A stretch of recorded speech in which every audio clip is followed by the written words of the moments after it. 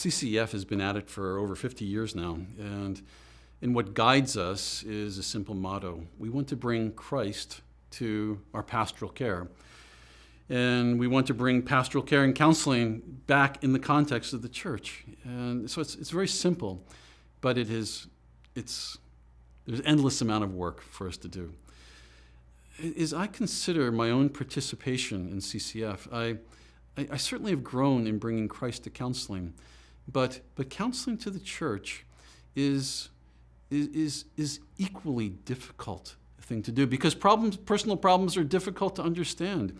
And how can we all grow in caring for one another in the midst of the difficulties of life?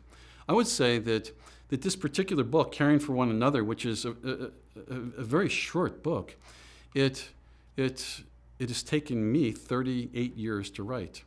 I wrote the first version of it probably 20 years ago. It was an introduction to biblical counseling, and it was somewhere between 600 and 750 pages. And the day I finished it, I thought, finally, it's exactly what we need. It didn't take more than 12 hours for me to realize that it was completely useless, and I threw it out. It no longer exists. Around 5 years later, I wrote a similar book that was around 400 pages, and then I realized that to simplify material, it takes a whole lot of time and maturity, and I didn't have it then. And so that's been my task. How can the essentials of care be available to everyone?